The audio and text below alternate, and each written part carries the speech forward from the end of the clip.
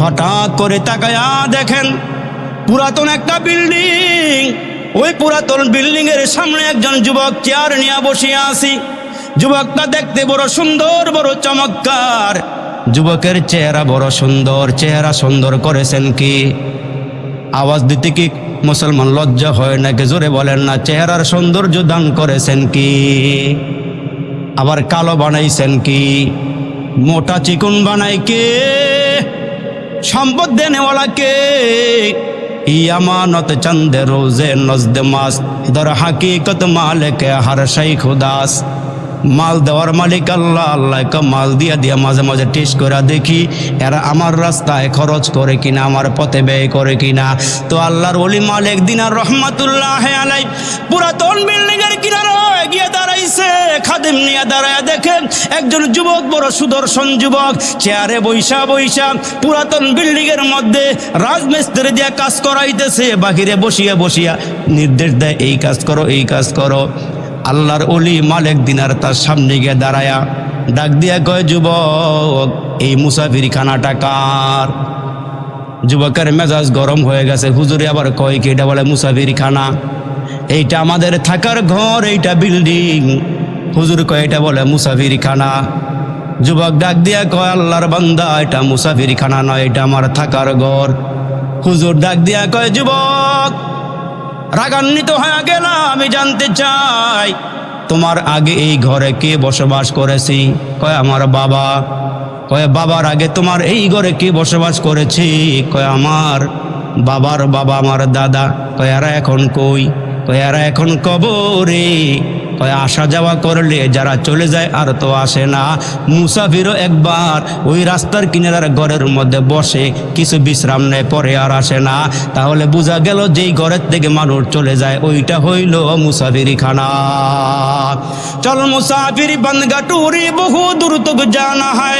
चल मुसाफिर बनगाठोरी বহু दूर तक जाना है। आज भी जाना कल भी जाना, जाना तेरा दूर है। मौत को समझा है गाफिल इख्तिताम जिंदगी, दर हकीकत मौत तेरे इब्तिदाए जिंदगी। ये चमन सहारा भी होगा, ये खबर बुलबुल को दो। ये चमन सहारा भी होगा, ये खबर बुलबुल को दो, ताकि अपनी जिंदगी को सोच कर कुर्बा करी। ওই দেখা যায় কবরস্থান, ওটাই আসল বাড়ি।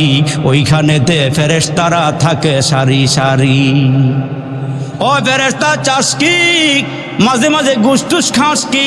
ফেরেশতায় কয় গুস্ত আমি খাই না, টাকা পয়সা চাই না, আমল নিয়ে আয়, নইলে যে তোর থাকবে না উপায়। মৌত কাসিন কুল্লু নাসিন সারেবু, কবর বাইতিন কুল্লু নাসিন দাখিলুন। মাটির দেশে বাড়ি আমার, মাটির দেশে ঘর, মাটির দেশে কেউ নাই রে ভাই, সবাই আমার পর। ঠিক কিনা জোরে কর। তো আল্লাহর ওলি মালিক দিনার ডাক দিয়ে কে, যুবক কয় টাকা খরচ করবা পুরাতন বিল্ডিং এর মেরামত করাইতে? কয় হুজুর 1 লাখ টাকা।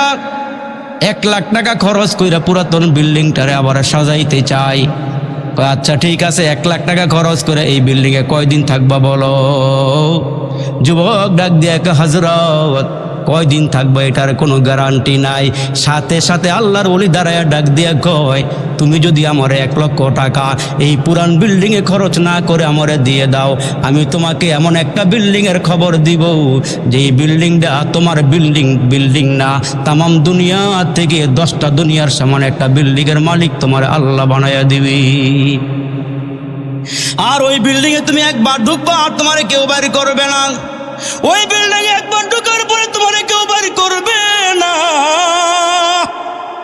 যুবক ডাক দিয়ে কয়, হুজুর আপনার বয়ান শুনলাম, ওয়াজ শুনলাম, তবে হুজুর আমার একটা রাত সময় দিবেন, আমি একটু চিন্তা করে দেখি কি করা যায়। যুবকটা রাতের বেলা ঘরের মধ্যে গিয়া চিন্তায় পড়ে গেল। হুজুর বলে গেছে 1 লক্ষ টাকাও দিয়া দিলে, বলে হুজুর আমার এমন একটা বিল্ডিং এর গ্যারান্টি দিবে যেই বিল্ডিং এ একবার ঢুকলে আর কেউ বাড়ি করবে না। এটা তো বেশি দিন থাকা যাবে না, পুরানো বিল্ডিং। সকালবেলা আল্লাহর ওলি ফজরের নামাজটা কমপ্লিট করে ওই যুবকের ঘরের দরওয়াজার সামনে গিয়ে দাঁড়ায়। এ দেখতে রাতের বেলা আল্লাহর ওলি নামাজের সেজদায় গিয়ে কয়, আল্লাহ এই যুবককে তোমার সামনে দাঁড়া করায় দেওয়ার দায়িত্ব তোমার, ওলি বানায় নেওয়ার দায়িত্ব তোমার। সুবহানাল্লাহ। নামাজের মুসল্লায় দাঁড়া করায় দেওয়ার দায়িত্ব আমার, ওলি বানায় নেওয়ার দায়িত্ব হলো তোমার। যুবকের সামনে গিয়ে আল্লাহর ওলি দাঁড়াইলে পরে যুবক ডাক দিয়া কয়, হুজুর মনটারে বুঝাইয়া বলাইছি, আমি আমার বিল্ডিংয়ের কাজ করামু না, এই নেন 1 লাখ টাকা দিয়া দিলাম, হুজুর আল্লাহ যেন পরকালে আমার জান্নাতে একটা ঘরের মালিক বানাইয়া দেয়। হুজুর বললেন ঠিক আছে, অসুবিধা নাই। কিন্তু যুবক ছিল বড় চালাক, হুজুরদেরকে মোহাব্বত করে কিন্তু সোয়া পায় নাই। ওই যুবক ডাক দিয়া কয়, হুজুর হায়াতের জীবনে তেমন আমল তো আমি করতে পারি নাই, তবে আপনাদের প্রতি আমার একটা বিশ্বাস আছে, ভালোবাসা আছে। আপনাদের জবানের কথা আল্লাহ বড় পছন্দ করে। লাউ আকসামা আলাল্লাহি লা আবাররা, দুনিয়ার জমিনে কোনো আল্লাহওয়ালা দ্বারা কসম করলে আসমানের মালিক সেই কসমটা পূরণ করে দেয়। তবে হুজুর আপনার কাছে আমার একটা দরখাস্ত। কয় কি দরখাস্ত? কয় হুজুর আমি আপনার একটা কাগজ কলম দেই, আপনি যে আমার নিকট থেকে 1 লাখ টাকা নেবেন, 1 লাখ টাকা নিয়ে যান, অসুবিধা নাই, তবে আমি জিন্দিগিতে তেমন নেক আমল করি নাই। হুজুর গো আপনার এই বরকতি হাত দিয়া কাগজের মধ্যে লেখা দেন, যুবকের নিকট থেকে 1 লাখ টাকা নিলাম, বিনিময়ে আল্লাহ তুমি তারে পরকালে জান্নাতের ঘর দিয়া দিও। নিচে লেখা আপনি একটু আপনার হাত দিয়া সাইন করিয়া দেন। আমি যেদিন মারা যাব আমি ওসিয়ত করে যাব, আমার কোনো আমল নাই, সঙ্গে আমি কি নিয়ে যাব? আপনার লেখার কাগজটা আমার কাফনের কাপড়ের ভিতরে যেন ঢুকাইয়া দেয়। ফেরেশতারা কবরে আসলে কাগজটা দেখাইয়া বলবা আমার কিছু নাই কাগজটা ছাড়া। জোরে কন্যা সুবহানাল্লাহ। আল্লাহওয়ালা মানুষ অজদু হালাতে কাগজ হাতে নিয়ে লেখা দিছে, আল্লাহ যুবকের ঘর নির্মাণের টাকাটা আমি নিয়ে গেলাম, এর মালিক টাকাটা আমার জন্য আমি নেই নাই, টাকাটা তোমার জন্যই নিলাম। কাগজে লেখা সাইন করিয়া দিয়া কয়, আল্লাহ তারে তুমি বিল্ডিং জান্নাতে দিও, ঘর বিল্ডিং আল্লাহ জান্নাতে দিও। লেখা নিচে সাইন করে দিয়া কয়, যুবক গেলাম। আল্লাহওয়ালা মানুষ, সাদা দিলের মানুষ 1 লাখ টাকা নিয়া যুবকের ঘরের বাহিরে দাঁড়ায়া এলাকার সব গরিব দুঃখীকে ডাক দিয়া কয়, তাড়াতাড়ি করে আসো, নিতে চাইলে আসো। আমি টাকার বান্ডিল নিয়ে বলছি, আল্লাহর নামে দেওয়া শুরু করলাম। 1 লক্ষ টাকা মুহূর্তে গরিবের মধ্যে বন্টন করে দিয়া আল্লাহর ওলি বাড়িতে চলে গেছি। 1টা টাকাও নিজে নেয় নাই, সাবধান করে দিয়া চলিয়া গেলাম। এদিকে আল্লাহর কি মর্জি, আল্লাহর কি কারিশমা। ওই যুবক যখন মুসলমান ঘরে ফিরে গেল, তওবা করিয়া নামাজ শুরু করে দিল, আল্লাহর গোলামির মধ্যে লিপ্ত হয়ে গেল। আল্লাহ ডাক দিয়ে কয়, মানুষ আবা হাসিবিতুম আন্নামা খলাকনাকুম আবাসাও ওয়া আন্নাকুম ইলাইনা লা তুরজাউন। হে মানুষ, তোমাদেরকে অনার্থক বানাই নাই, ওয়া কারণে বানাই নাই, তোমরা আমার গোলামি করবা, আমার দাসত্ব করবা। ওমা খলাকতুল জিন্না ওয়াল ইনসা ইল্লা লিয়াবুদুন। তোমরা আমার ইবাদত করবা, আমার দাসত্ব করবা, মৃত্যু পর্যন্ত আমারে ডাকবা, আমার গোলামি করবা। যুবকটা আল্লাহর গোলামিতে লিপ্ত হয়ে গেছি। আর এদিক দিয়ে আল্লাহর ওলি একদিন ফজরের নামাজ পড়ার জন্য নিজের বাড়ির মসজিদে গেলেন। ফজরের নামাজ কমপ্লিট করার পর আল্লাহ ওয়ালার নজরটা মেহরাবের দিকে চলে গেল। মেহরাবের মধ্যে যাওয়ার পর তাকায়া দেখে গো, মিম্বরের উপরে একটা সাদা কাগজ পড়ে আছে ফজর নামাজের পরে। তো আল্লাহর ওলির নজর পড়ার সঙ্গে সঙ্গে মেহরাবের কিনারায় গিয়া কাগজটা হাতে নিয়ে দেখি, যুবকের হাতে যেই কাগজ দিয়েছিল এই কাগজটা মিম্বরের উপর পড়ে আছে। বড় করে কন্যা সুবহানাল্লাহ।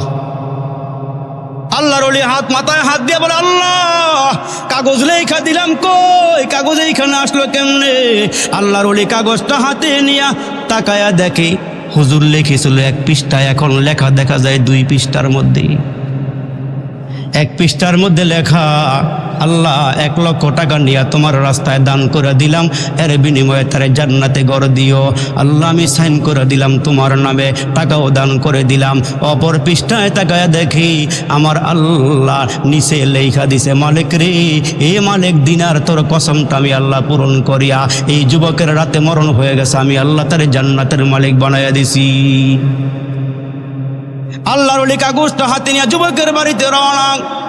এ মুসলমান যুবকের বাড়ির ঘরের দরওয়াজার সামনে গিয়ে দাঁড়াইছে, দাঁড়ায়া দেখে ঘরের ভিতর থেকে হাউমাউ করিয়া কান্নার আওয়াজ, ভিতরেও কান্না বাহিরেও কান্না, এলাকার মধ্যে কান্নার বন্যা বয়ে গেছে। হুজুর ঘরের দরওয়াজায় গিয়ে আওয়াজ দিয়ে কয়, এ ঘরের মানুষেরা তোমরা ঘরে কান্না করো, দরওয়াজা খোলা, আমি মালিক দিনার আসছি। ঘরের ভিতর থেকে দরওয়াজা খুলিয়া তাকায়া দেখে পুরুষের একদিকে কাঁদে, মহিলার অন্যদিকে কাঁদে, কান্নার বন্যা ঘরে বইতেছে। আল্লাহ ডাক দিয়ে বলে, হে পুরুষেরা শোনো, তোমার এই ঘরের যুবকটা কই? এরা কান্না করিয়া কয়, রাতের বেলা যুবকটা তো মারা গেছে। হুজুর ডাক দিয়া কয়, তারে গোসল করাইছে কে? এদের সঙ্গে আমার একটু দেখা করা দরকার।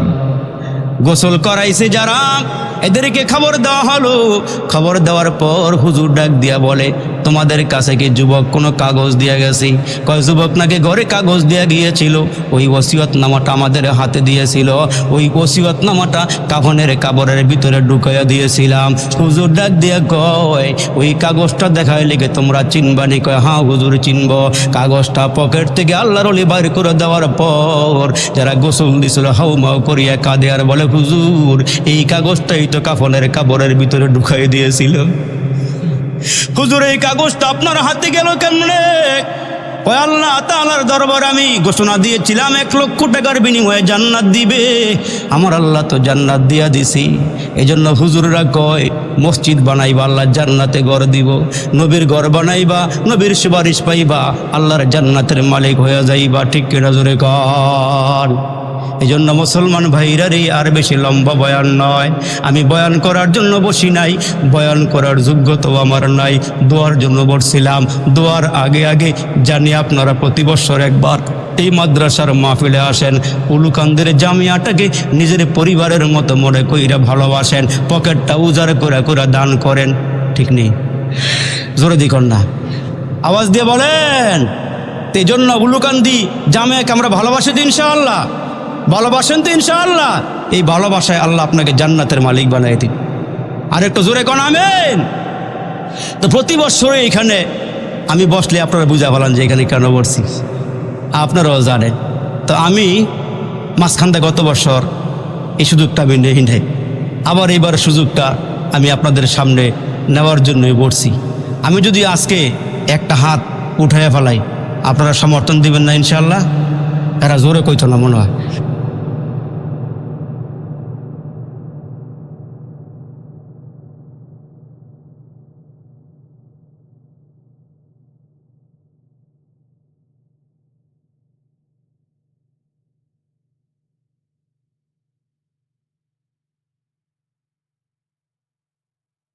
আমার বিবিটা ঘরের মধ্যে একটি গর্ত করি, উলঙ্গ হইয়া গর্তে বসে থাকি। আমি যখন মসজিদ থেকে ঘরে যাই, আমার জামাটা খুইলে আমার বিবিরে দেই, বিবি আমার নামাজ আদায় করে, আর আমি উলঙ্গ হইয়া গর্তের ভিতরে বসিয়া থাকি। আল্লাহু আকবার ধরে বলেন। এমন দরিদ্র মানুষ এই জমানায় নাই। সাহাবীরা কেমন দরিদ্র, কেমন অসহায়ত্বের জীবন কাটিয়েছে।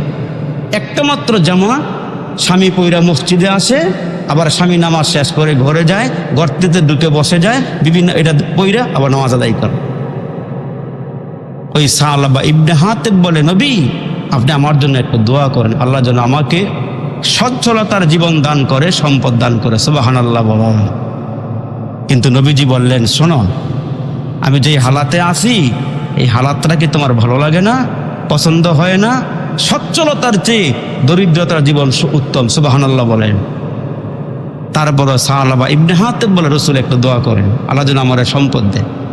পরপর কয়েকবার বলার পরে আল্লাহ রসুল বলেন, আমার পন্থাটা অবলম্বন করো, এটা উত্তম পন্থা। আমি যে হালাতে আছি, আল্লাহ রসুল বলেন, যদি ইচ্ছে করি আল্লাহর কাছে হাত বাড়াইয়া দেই, মদিনার সমস্ত পাহাড়গুলো স্বর্ণ হয়ে আমার পিছনে পিছনে ঘুরবে। আমি এটা চাই না, আমি পরকাল চাই। জোরে কোন সুবহানাল্লাহ। তারপরও সাহাবা আয়েশাকে, হুজুর একটু দোয়া করে দেন। আল্লাহ পাকের রসুল বললেন, আচ্ছা ঠিক আছে, তোমার জন্য দোয়া করবো, আল্লাহ তোমার সম্পদ দিবি, তবে তুমি কি করবা বলো? কয়, নবীজি আমি সবার হক আদায় করব। টাকা দিলে, সম্পদ দিলে একটা অংশ গরিবের মাঝে বিলীন করে দিব, আর একটা অংশ আমি আমার নিজের জন্য রাখবো, আর একটা অংশ আত্মীয় স্বজনকে দিব, আর একটা অংশ মসজিদ মাদ্রাসায় আমি দেখা দেখা দান করব। ওয়াদা করছে নবীর সাথে যে হুজুর আমি যার যার হক আদায় করব। রাসূল দোয়া করছে, আল্লাহ তাকে সচ্ছলতার জীবন দান করো, তারে সম্পদ দান করো। নবীজির দোয়া আল্লাহর দরবারে কবুল হয়ে গেছে। আর একটু জোরে বলেন সুবহানাল্লাহ। এই দুইটা হাত নবীজির বরকতি হাত, বাড়াইলে আল্লাহ ফিরায় না, বাড়াইলে আল্লাহ ফিরায় না। দোয়া কবুল হয়ে গেছে। রাসূল বলতেছেন, তুমি বলো কি ব্যবসা করবা। ওই সময় ব্যবসা ছিল উত্তম ব্যবসা, বকরি, ছাগল, ভেড়া এগুলো কিন্না মাঠে চড়ানো, এগুলোর থেকে সম্পদ আস্তে আস্তে বাড়তে। তো সে বেছে নিল বকরির পাল, বকরির ভেড়া এগুলো পালবে। তো সে বকরি ভেড়া কিনছে। কিনার পরে আল্লাহর রাসূল তাকায়া দেখেন এই সাহাবা রাসূলের পিছনে 5 ওয়াক্ত নামাজ আদায় করে, কোনো টেনশন নাই, কোনো চিন্তা নাই। 5 বেলা নামাজ আল্লাহর নবীর পিছনে আইসা পড়ে, জুমার নামাজটাও পড়ে। কিন্তু একটা বছর যেতে না যেতে নবীর দোয়া এমন কবুল হয়েছে, এমন বরকত শুরু হয়ে গেছে। আল্লাহর নবীর পাশে পাশে একটা মাঠের মধ্যে বকরি বেড়া চড়াইতো সাহাবায়। একটা বছর পার হইতে না হইতে বকরি বেড়ার মধ্যে এমন বরকত শুরু হয়ে গেছে, ওই মাঠটা ভরে গিয়ে আর একটা মাঠ পর্যন্ত ভরে গেছে। জোরে কন্যা সুবহানাল্লাহ। ওই মাঠ এখন সংকুলন হইতেছে না, মাঠ ছেড়ে দিয়েছে। ছেড়ে একটা বড় মাঠে চলে গেছে একটু দূরে। ওই সাহাবীর সম্পদ বাড়ছে না কমছে। নবীজির দোয়া কবুল হয়ে গেছে, সম্পদ বেড়ে গেছে। এখন এই সাহাবী সম্পদের কারণে 5 ওয়াক্ত নামাজ নবীজির পিছনে আইসা পড়তে পারতেছে না। এখন শুধুমাত্র কেবলমাত্র জোহরের নামাজ আর আসরের নামাজটা নবীজির পিছনে পড়ে, বাকি নামাজগুলো মাঠের মধ্যেই পড়ে ফেলে। সম্পদ বাড়ার কারণে বান্দার টেনশন বেড়ে গেছে, সময় নাই, এখন সুযোগ নাই। এখন 2 ওয়াক্ত নামাজ পড়ে, 5 বেলার থেকে কয় বেলা পড়ে, 2 বেলা পড়ে, আর বাকি 3 বেলা নামাজ মাঠেই পড়ে ফেলে। এখন চলতেছে চলতেছে চলতেছে, আরেকটা বছর পার হয়ে গেছে। তার সম্পদের মধ্যে এমন বরকত শুরু হয়েছে, 2 নম্বর মাঠ পরিবর্তন করে এখন 3 নম্বর মাঠ হয়ে গেছে। এখন শুধুমাত্র আল্লাহ রসুলের পিছনে জুমার নামাজটা পড়ে, বাকি 5 ওয়াক্ত নামাজ সে মাঠের মধ্যেই পড়ে, জামাত ছেড়ে দিয়েছে। সম্পদ বাড়ার কারণে আস্তে আস্তে সে এমন হইতেছে, দুনিয়া সে এমন করে ধরছে, আখিরাত আস্তে আস্তে পিছনে পড়ে যাইতেছে। এখন শুধুমাত্র সপ্তাহে একদিন নবীজির পিছনে আইসা জুমার নামাজটা আদায় করে। ওই সাহাবার সম্পদ বাড়তে বাড়তে এমন বাড়ছে, পরের বছরে দেখা গেল ওই মাঠ ভইরা আর একটা মাঠ ভরে গেছে। এখন সে জুমার নামাজও আসে না, বাকি নামাজটাও ওই মাঠের মধ্যেই পড়ে ফেলি। ইস দুনিয়া কি দোস্তি মিসলে কাগজ ফুল হয়, ইস দুনিয়া কি দোস্তি মিসলে কাগজ ফুল হয়, দেখনে মে খুশনুমা হয় ভূ মগর কুছ ভি নেহি। কয় দুনিয়াটা কাগজের ফুলের মতো, দেখতে সুন্দর কিন্তু ভিতরে কোনো জ্ঞান নাই। এই দুনিয়া দেখতে সুন্দর, দুনিয়া ক্ষণস্থায়ী, আখেরাত দেখা যায় না, আখেরাত বোঝা যায়। আখেরাত হচ্ছে চিরস্থায়ী, আখেরাত হচ্ছে অরিজিনাল ফুলের মতো। জোরে কল সুবহানাল্লাহ। কয় তুমি বাজারে অতিক্রম করো, কিন্তু বাজার পকেটে ঢুকাইও না, বাজারে অতিক্রম করো, আখেরাত ঢুকাও। ওই সাহাবার অবস্থা এমন হয়ে গেল, এখন জুমার নামাজও পড়তে আসতে পারতেছে না। এমন হইছে সে এখন মাঠের মধ্যে সব নামাজ পড়ে ফেলে। ওই সাহাবা ইবনে হাতেব দুনিয়া কেমন করে ধরছে, আল্লাহর নাম পর্যন্ত নেওয়া তার জন্য এখন দুষ্কর হয়ে গেছে, কষ্ট হয়ে গেছে, আসতে পারতেছে না। কয়েকদিন পরে আল্লাহ নবীর দরবারে জিবরাইল আমিন আইসা কয়, নবী গো, আপনার সাহাবীর মধ্যে যারা ধনী সাহাবী আছে, খুজমিন আমওয়ালিহিম সাদাকা, এদের কাছ থেকে সদকা নেন, এদের কাছ থেকে যাকাত নেন। তো আল্লাহর রাসূল ডেকে ডেকে বললেন, সাহাবীরা, আমি আমার সামনে তোমাদের সবাইরে দেখি, কিন্তু সাহাবারে কেন দেখি না? প্রত্যেক দিন প্রত্যেক জুমার নামাজের দিনে আল্লাহর নবী সাহাবীদের খোঁজ খবর নিতেন, কে কোন জায়গাতে আছে, কি করে, কোন হালাতে আছে, রসুল খবর নেয়। একদিন ডাক দিয়া কয়, সাহাবীরা রে, সালাবার খবর কি? সালাবারে তো দেখি না। তখন সাহাবায়ে কেরাম ডাক দিয়া কয়, নবী গো, আপনি যে তার সম্পদের জন্য দোয়া করেছিলেন, তার সম্পদ বাড়তে বাড়তে এত বাড়ছে, এগুলো দেখাশোনা করতে গিয়া নামাজগুলো হারাইছে, জুমার নামাজটাও হারাইছে। এখন শুধু গো নবীজি, সে নামাজ পড়ে তবে জামাতে পড়তে পারে না, সম্পদ দেখতে গিয়ে অসুবিধা হয়, এই জন্য সে নামাজগুলো ওই মাঠের মধ্যেই পড়ে ফেলে। এই খবরটা আল্লাহ নবী শোনার পর তিনবার বললেন, ইয়া ওইহা সালাবা, ইয়া ওইহা সালাবা, ইয়া ওইহা সালাবা। সালাবার জন্য আফসোস, সালাবার জন্য আফসোস, সালাবার জন্য আফসোস। তিনবার এই কথাটা আল্লাহ নবীর জবান মুবারক দিয়ে বের হয়ে গেল। যেই লোকটা আল্লাহর ঘরের খাদেম ছিল, যেই লোকটা মসজিদ পরিষ্কার করেছে, যেই লোকটা 5 ওয়াক্ত নামাজ আমার পিছনে আদায় করেছে, সম্পদ বলেছিলাম বাড়াইতে নিষেধ করেছিলাম, সে বারবার বলছে সে হক আদায় করবে, আমার আল্লাহর হক আদায় করবে, জনগণের হক আদায় করবে।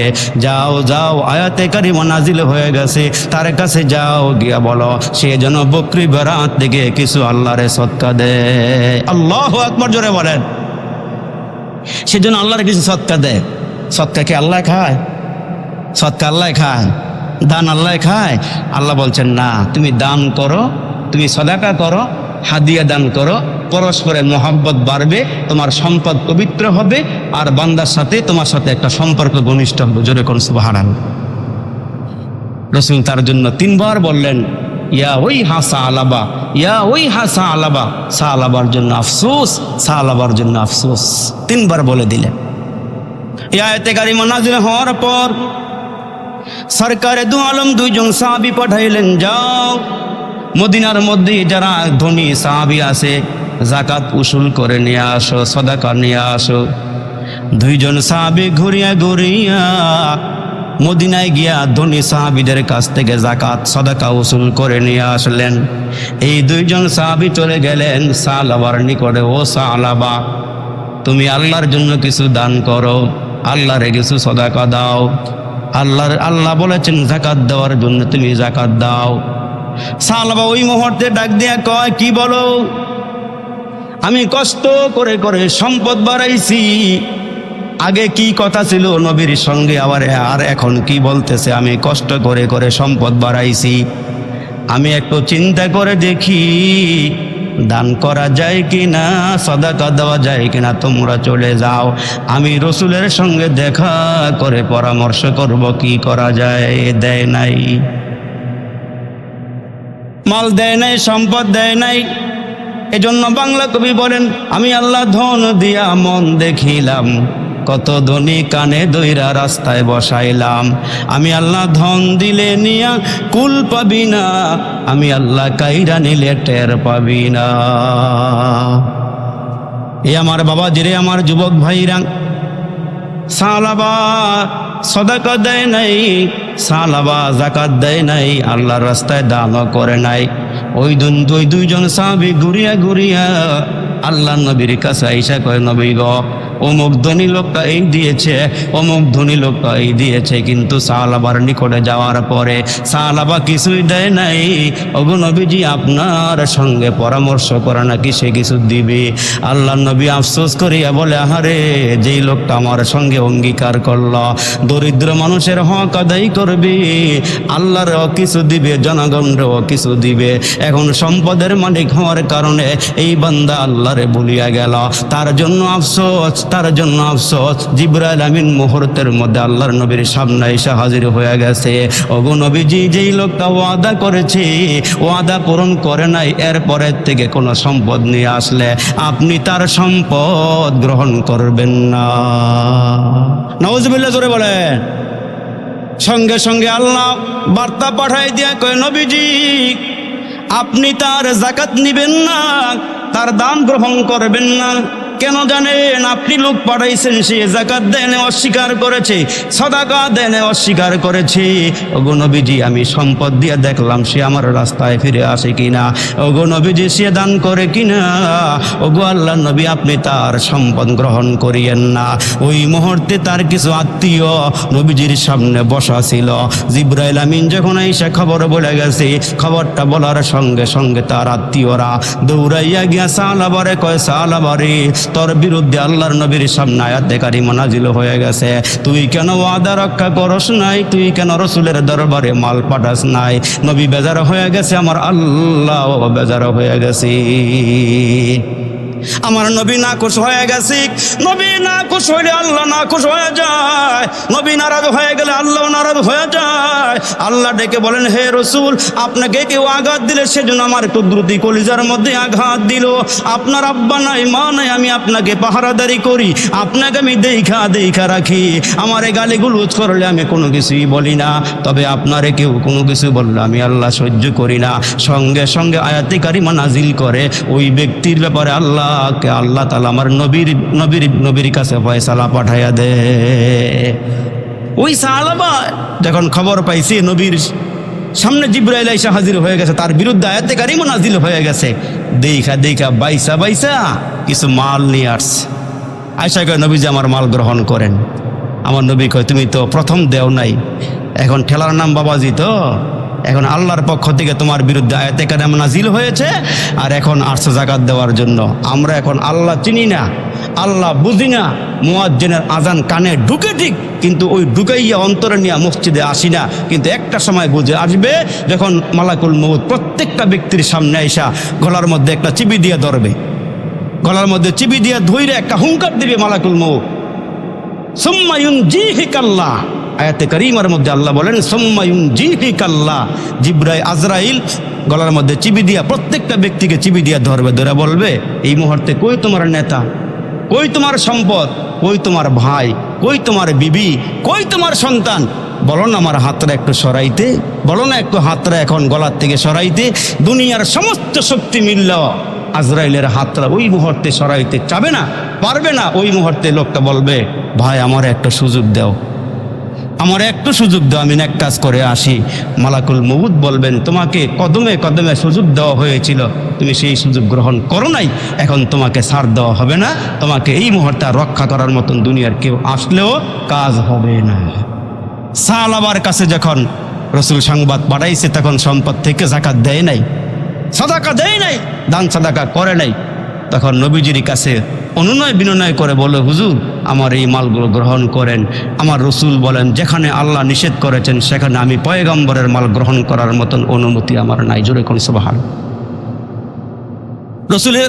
রসুলের ইন্তেকাল হয়ে গেল, রসুল দুনিয়ার থেকে বিদায় হয়ে গেছে। ওই সাহাবা তখনও হায়াতে বেঁচে আছেন। হায়াতে বেঁচে থাকার পর পরবর্তী বৎসরে হযরত আবু বকর খলিফা হলেন। আবু বকরের দরবারে সাহাবা আবার কিছু সম্পদ নিয়ে আসছে। আয়েশা বলে, ওগো নবীর সাহাবী, আপনার দিলটা নরম, আল্লাহ পাক রব্বে কারিম নরম দিল দিয়ে আপনারে বানাইছেন, আপনি আমার সাদাকাগুলো গ্রহণ করেন, আমার সম্পদের যাকাত গ্রহণ করেন। আবু বকর সিদ্দিক ডাক দিয়ে কয়, দয়ার সাগর নবী গ্রহণ করেন, আমি আবু বকর কেমনে গ্রহণ করি? আমি তোমার যাকাত গ্রহণ করতে পারবো না। হযরত আবু বকর সিদ্দিক দুনিয়া থেকে বিদায় হয়ে গেল। পরবর্তীতে যখন হযরত ওমর খলিফা হলেন, অর্ধজাহানের শাসক হলেন, ওই সাহাবা আবার কিছু সম্পদ নিয়া হযরত ওমরের কাছে আসলেন। ওগো ওমর, আপনি আমার সাদাকাগুলো গ্রহণ করেন। ওমর কয়, যেখানে আমার নবী গ্রহণ করে নাই, আবু বকর গ্রহণ করে নাই, আমি ওমরের গ্রহণ করার মতন ক্ষমতা নাই। সে আল্লাহর দরবারে কবুল হয় নাই, আল্লাহর দরবারে সে পছন্দনীয় হয় নাই। হযরত ওমর দুনিয়া থেকে বিদায় হওয়ার পরে হযরত ওসমান গনি যখন খলিফা হইলেন, তখনও সাহাবা বেঁচে আছে। আবারও সম্পদ নিয়ে আইসা বলে, আমার সম্পদগুলো গ্রহণ করেন। কিন্তু হযরত ওসমান বলেন, যেখানে নবীজি গ্রহণ করে নাই, আবু বকর সিদ্দিক গ্রহণ করে নাই, হযরত ওমর গ্রহণ করে নাই, আমার ক্ষমতা নাই, আমি গ্রহণ করব।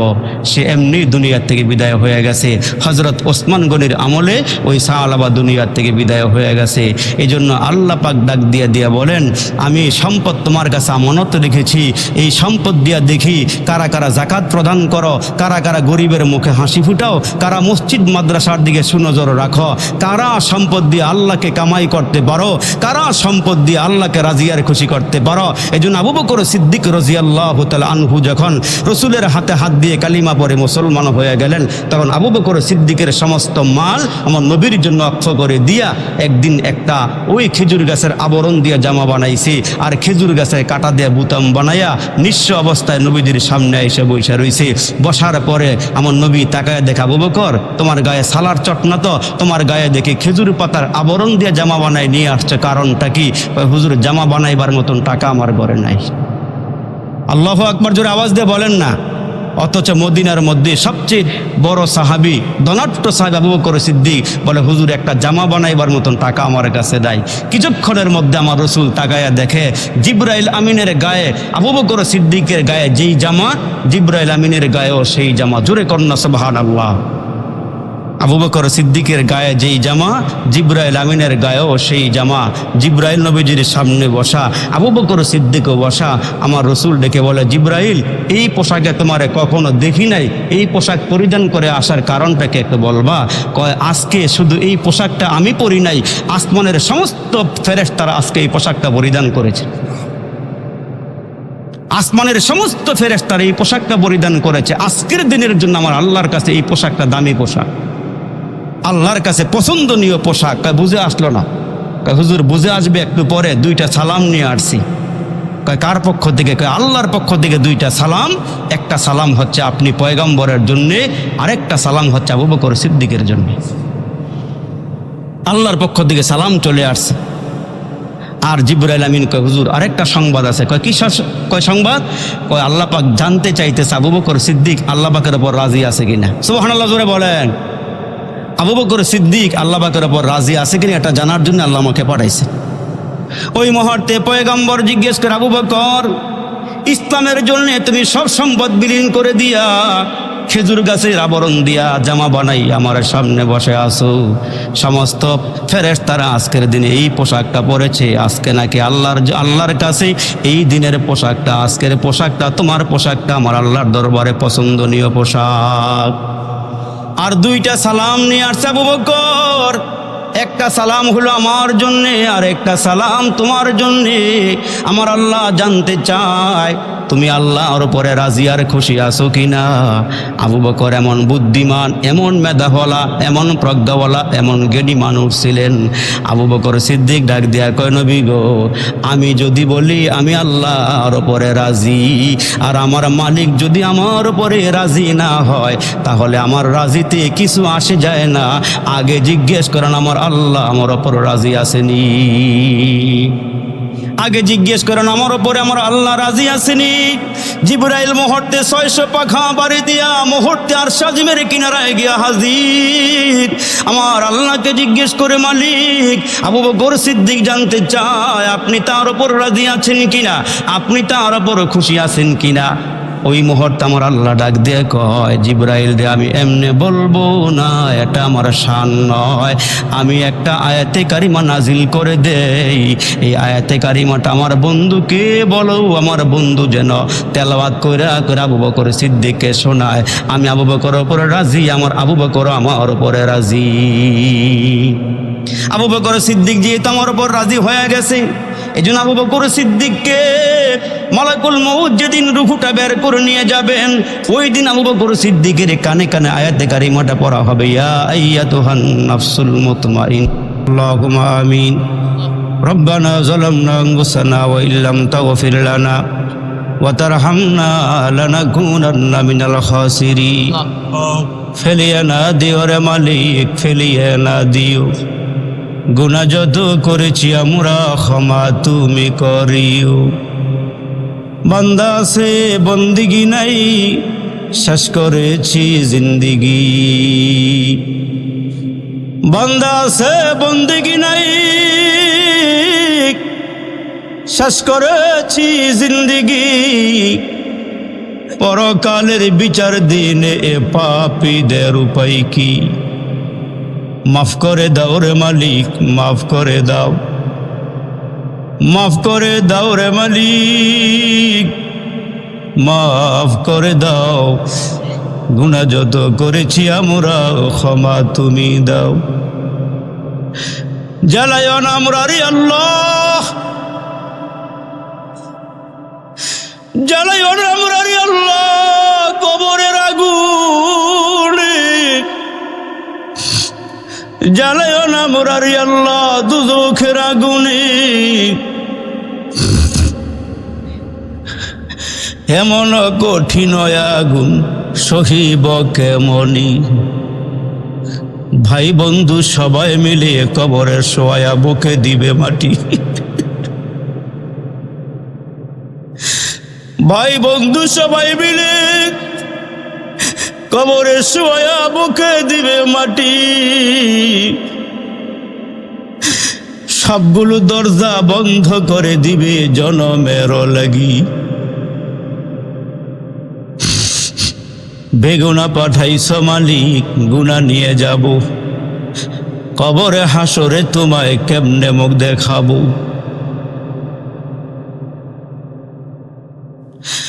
ইয়া আল্লাহ, এই ময়দানের স্টেজটা শূন্য অবস্থায় আছে রে মালিক। ডানে বামে যেই লোকগুলিকে দেখতাম আল্লাহ, ওই বসার জায়গাগুলো শূন্য হয়ে আছে রে মালিক। আল্লাহ, যাদেরকে আমি আমার চোখ দিয়ে দেখেছি রে মালিক, ডান দিকে হাফিজউদ্দিন মোল্লা সাহেব বসা থাকতো, আমাদের সবেদ আলী গাজী সাহেব বসা থাকতো রে মালিক। বাম দিকে তাকাইতাম, মনটা ভরে যেত আমাদের ডাক্তার রব সাহেবের জন্য। ইয়া আল্লাহ, এই উলুকান্দি পড়তে গিয়া কত মুরব্বী দেখেছি, কত যুবক দেখেছি রে মালিক। ওই মুখগুলো আজকে নাই, কবরে ঘুমায় আছে রে মালিক। ইয়া আল্লাহ, ওই সরকার বাড়ির কাশেম সরকার থেকে শুরু করে মালিক, মিয়া গাজীর থেকে শুরু করে কত মানুষের মুখ দেখেছে রে আল্লাহ। সবগুলো মুরব্বীর নাম তো মনে নাই। এই উলুকান্দি, দাউদের গাঁও, মামরুদপুর, দামাদর্দি এলাকার পঞ্চবটির থেকে শুরু করে হামসাদি, হারিয়া থেকে শুরু করে রায়পুর রে মালিক, কত মানুষেরা মোহাব্বত করে ডাক দিছে, ওই মানুষগুলো আজকে দুনিয়াতে নাই। আল্লাহ, জানি না কার কবরে জাহান্নামের আগুন।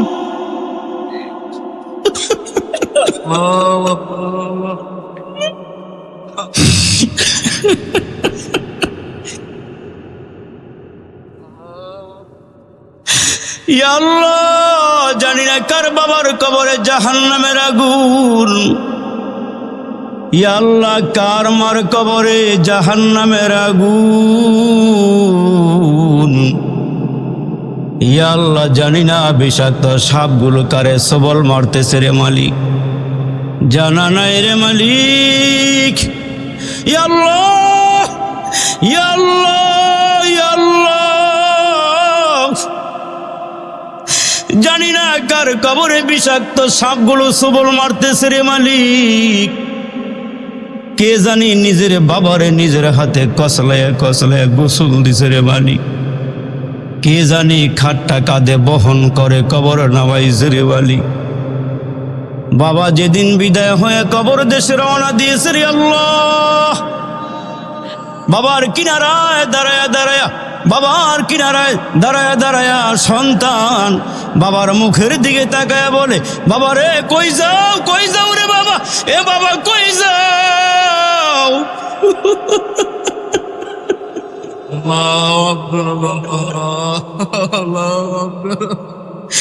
বাবা কই রওনা দিছো, বলো না কবে আইসা আমারে কোলে নিবা, গালে চুমা দিবা রে বাবা। বাবাই কেন জানি রে মুখের কাপড়টাও সরাই না রে।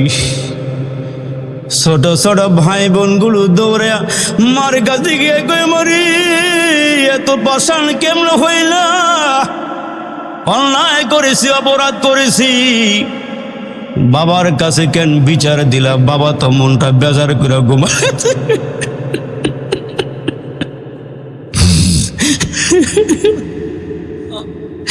বাবা তো মনটা বেজার করে খাটিয়াতে শুইছে, বাবাই তো কোনো আওয়াজ দেয় না রে মা।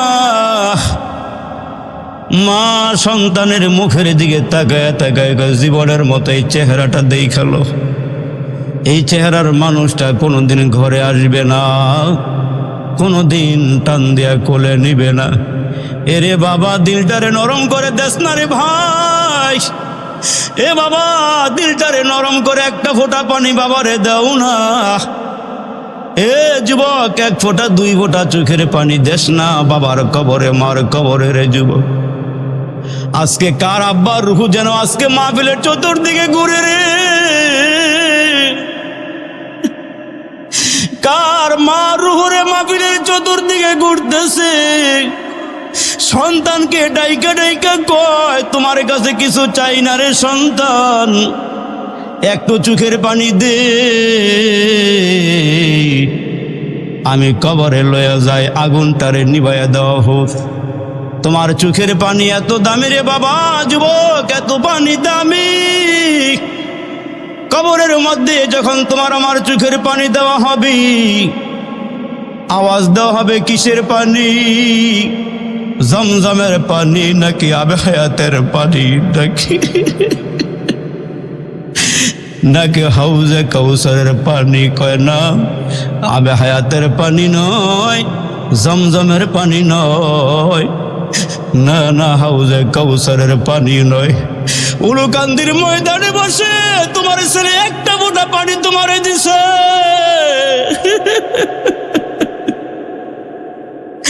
এক ফোঁটা দুই ফোঁটা পানি সন্তান মায়ের দিছে, বাবারে দিছে। এই চোখের পানি দিয়ে আল্লাহ কবরের আযাবটা নিভাইয়া দিবে। আল্লাহ ময়দান সাক্ষীর মালিক, জ্ঞানী গুণী ব্যক্তিরা দামি মানুষগুলো চতুর্দিকে বসারে মালিক, এদের জুতাগুলো বহন করার মতন যোগ্যতা আমার নাই রে মাবুদ। এরা আমার এত ভালোবাসে রে মালিক। ইয়া আল্লাহ সভাপতি সাহেব ফোন দিয়া কয় আরিফ সাহেব কই আছেন, মনটা ভরে যায়। এরা আমারে বারবার স্মরণ করে, আনিস সাহেব থেকে শুরু করে বাড়ি ভাই জাকারিয়া ভাই, মাদ্রাসার আসাতিজায়ে কেরাম, এলাকাবাসী বারবার কয় কামরুল আইসিনি, কামরুল আইসিনি। আল্লাহ দিলটা ভরে যায় রে বালি। আল্লাহ হাজার হাজার মানুষ কি দিয়া বিদায় দিব রে মালিক। ইয়া আল্লাহ তুমি এদেরকে মাসুম বেগুনা বানাইয়া বাড়িতে ফিরে ওরে মালিক।